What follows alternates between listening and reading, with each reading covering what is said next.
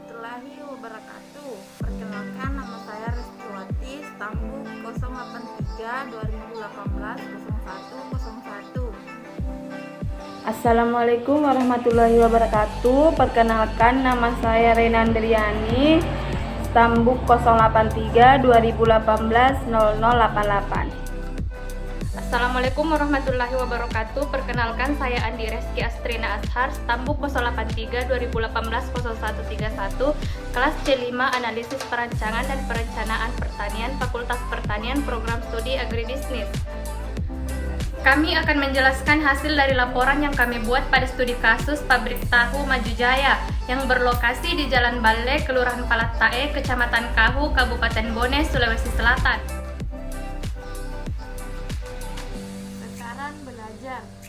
Penentuan sasaran belajar sangat penting karena merupakan arah dan tujuan dari kegiatan yang dilaksanakan. Sasaran belajar yang ingin dicapai dari kegiatan yang dilaksanakan dibagi menjadi beberapa aspek, yaitu diantaranya aspek pengetahuan, aspek keterampilan, dan aspek sikap. Aspek pengetahuan.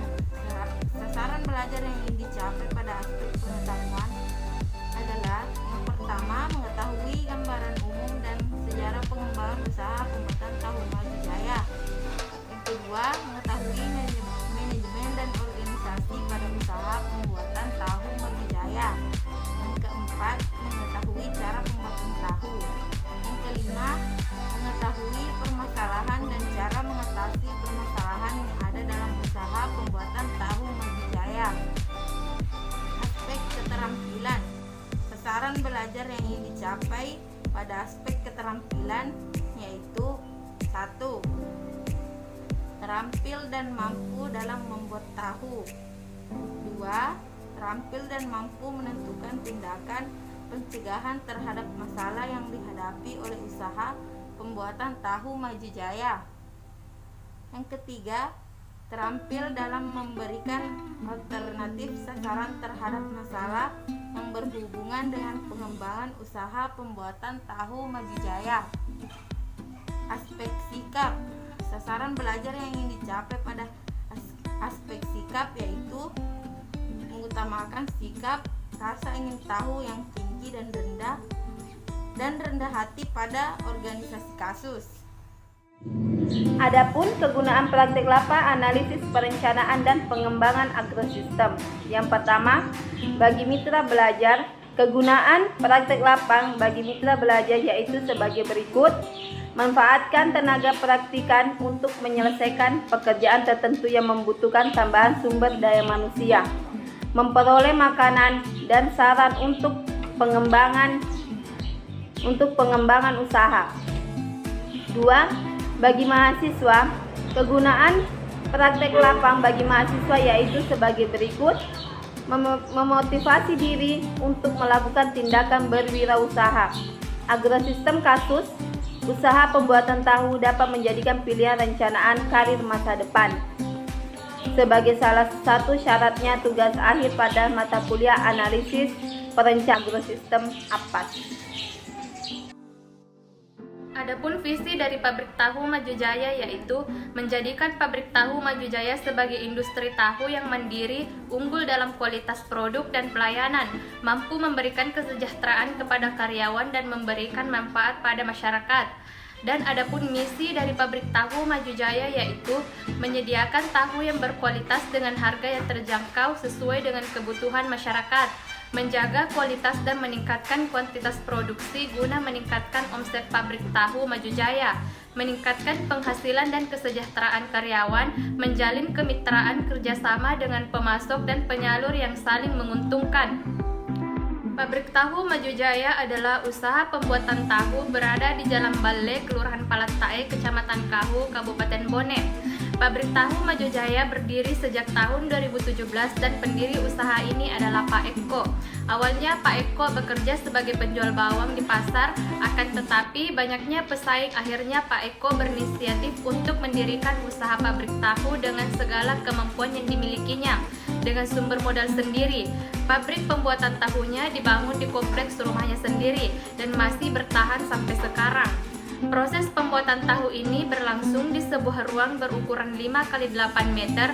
Di dalam ruangan inilah proses produksi berlangsung. Pabrik tahu ini mulai beroperasi mulai pukul 10 sampai dengan pukul 17 WITA.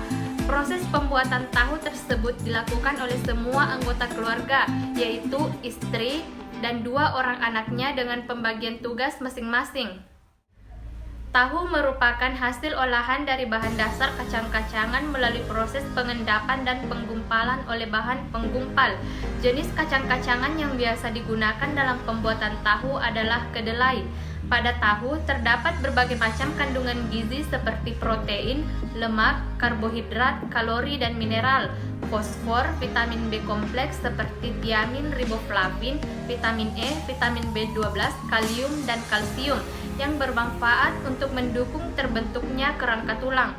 Adapun alat yang digunakan dalam proses pembuatan tahu yaitu mesin penggiling, tabung presto atau uap, ember besar, ember kecil, cetakan tahu, kain, baskom, drum, gerobak, selang spiral, pisau, timba, dan dongkrak. Kedelai merupakan salah satu hasil pertanian yang banyak dimanfaatkan. Salah satu contohnya sebagai bahan baku tahu, kacang kedelai sebagai bahan dasar pembuatan tahu. Asam cuka. Asam cuka juga merupakan keunggulan bahan penggumpal yang baik dalam pembuatan tahu. Asam cuka dipergunakan dalam pembuatan tahu di Indonesia. Ialah asam cuka yang mengandung 4% asam asetat. 3. Air. Untuk menjaga kualitas tahu, maka penggunaan air, karena air yang tidak bersih akan menurunkan mutu tahu. Air ini digunakan saat pencucian perendaman kedelai. Proses pembuatan tahu. Yang pertama, pemilihan kedelai. Dalam pembuatan tahu, pemilihan kedelai akan sangat menentukan hasil akhir dari produksi tahu yang akan dibuat. Yang kedua, perendaman. Perendaman dimaksudkan untuk melunakkan struktur seluler kedelai sehingga mudah digiling. Yang ketiga, pencucian. Setelah kedelai cukup lunak dan mengembang, segera dicuci serta dibilas beberapa kali agar benar-benar bersih. Yang keempat, penggilingan. Penggilingan merupakan tahapan yang penting dalam pembuatan tahu. Kedelai yang telah direndam selanjutnya digiling menggunakan mesin penggiling kedelai. Selalu dilakukan penyiraman selama proses penggilingan dengan memakai air sedikit demi sedikit. Yang kelima, perebusan bubur kedelai. Perebusan dilakukan pada api besar. Pendidihan ditandai dengan terbentuknya busa pada permukaan bubur kedelai, maka segera disiram air bersih yang dingin secukupnya secara merata di seluruh permukaan. Tujuan perebusan adalah untuk mendenaturasi protein dari kedelai sehingga protein mudah terkoagulasi pada penambahan asam. Titik akhir perebusan ditandai dengan timbulnya gelembung-gelembung panas dan mengentalnya larutan atau bubur kedelai. Yang keenam, penyaringan. Dalam keadaan panas, bubur kedelai disaring dengan saringan gantung yang terbuat dari kain. Hasil saringan ditampung dalam bak pengumpalan. Yang ketujuh, pengumpalan protein sari kedelai. Cairan sari kedelai yang masih panas dicampur pelan-pelan dan sedikit demi sedikit dengan bahan pengumpalan yang sebelumnya telah disiapkan. Cairan kedelai yang semula berwarna putih susu akan pecah dan di dalamnya terbentuk butiran-butiran protein yang akhirnya akan bergabung membentuk gumpalan dan mengendap ke dasar bak. Setelah itu, cairan akan menjadi bening. Bila demikian, berarti seluruh protein sudah menggumpal dan mengendap. Secepatnya, cairan bening dikeluarkan dan digunakan selang yang berukuran besar. Yang kedelapan atau yang terakhir, pencetakan tahu.